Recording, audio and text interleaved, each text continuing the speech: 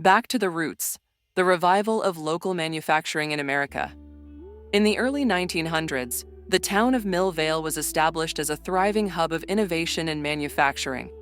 Its strategic location along the river allowed for easy transport of goods, while the abundance of natural resources made it an ideal place for factories.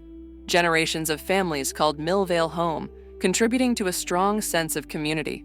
The local factory, initially built to produce agricultural equipment, became the cornerstone of the town's economy, offering steady employment and fostering a vibrant social fabric. However, the town's golden age began to fade in the late 20th century. As globalization took hold, larger corporations sought cheaper labor abroad, leading to the closure of many local factories. One by one, the heart of Millvale began to crumble. Families who had lived there for generations left in search of better opportunities, and the once bustling streets became eerily quiet. By the time Emma was born, the town was a shadow of its former self, marked by empty storefronts and a pervasive sense of loss. Emma grew up hearing stories from her grandfather, who had worked in the factory for over 4 decades. He spoke fondly of the camaraderie among workers, the pride of crafting quality goods, and the community's resilience. However, those stories were tinged with sadness as he recounted the day the factory closed its doors for good. He felt like a piece of himself had been lost, and he instilled in Emma a deep appreciation for the values of hard work and community. Despite the town's struggles, Emma's parents chose to stay and contribute to what remained of Millvale. Her mother started a small sewing business from home, creating custom quilts and garments for local families, while her father took on odd jobs to make ends meet. Emma watched them pour their hearts into their work, but she also witnessed their frustrations as they struggled against the tide of larger corporations that dominated the market. With dreams of making a difference, Emma pursued a degree in business and sustainable design, eager to learn how to revive her town's spirit. During her college years, she traveled to various cities and towns, studying successful local manufacturing initiatives. She found inspiration in stories of communities reclaiming their identities through craft and sustainability. Emma learned about the significance of storytelling and branding, and how local goods resonated with consumers seeking authenticity. After graduating, Emma felt a powerful pull to return to Millvale. She arrived home with a fresh perspective and a determination to bring about change. She organized town hall meetings, inviting residents to share their memories and aspirations for Millvale's future. The response was overwhelming. People were eager to reclaim their identities and contribute to a shared vision of revitalization. However, Emma faced skepticism from some townsfolk, especially those who had seen too many dreams fade. They worried that her ideas were too ambitious and that the past was irretrievable.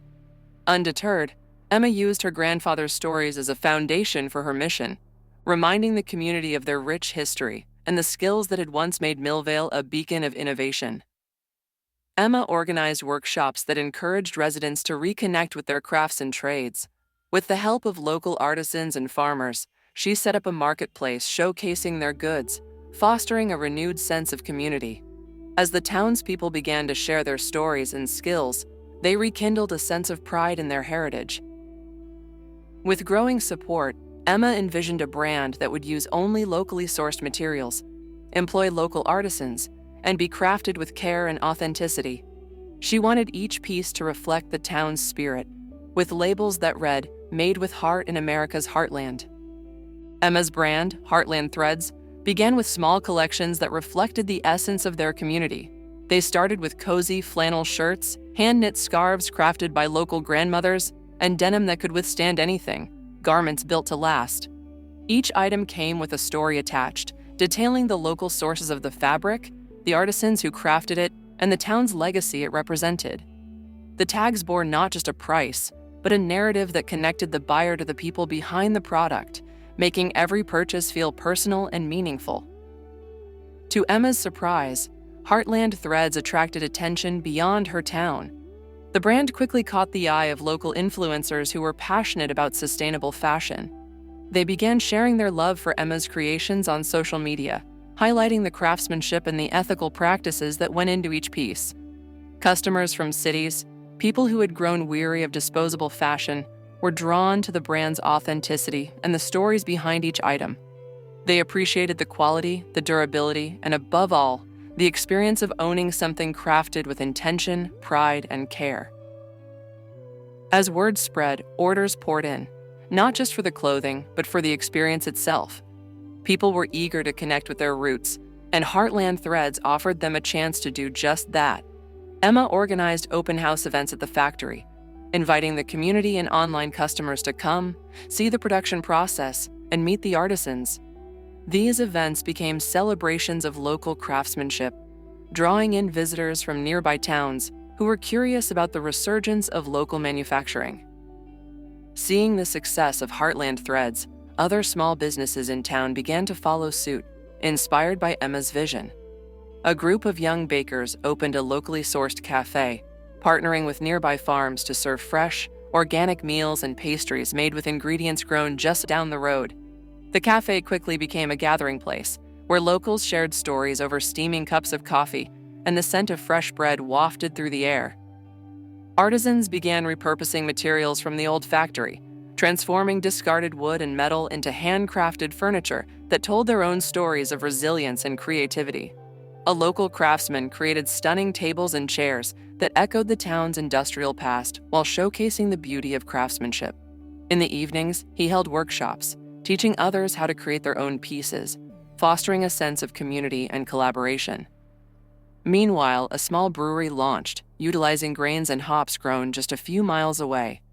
They celebrated the art of brewing by hosting community events that featured local bands and food trucks, turning the brewery into a lively venue that brought together people from all walks of life.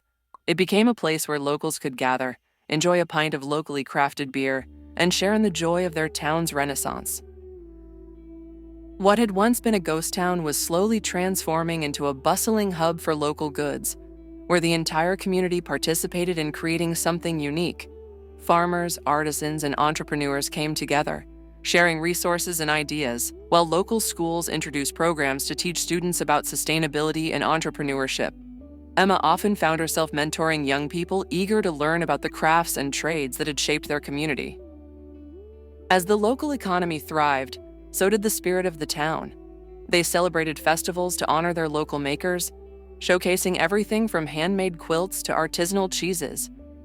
Emma's heart swelled with pride as she watched her dream unfold, a community rediscovering its identity, valuing the skills and traditions that had once defined them, and building a brighter, sustainable future together. Emma's small dream had sparked a nationwide movement, a return to the roots of American craftsmanship and community. Through her passion and persistence, she had not only revitalized her hometown, but had also redefined what made in America could mean in the modern world. As she stood in the bustling factory, surrounded by laughter and creativity, Emma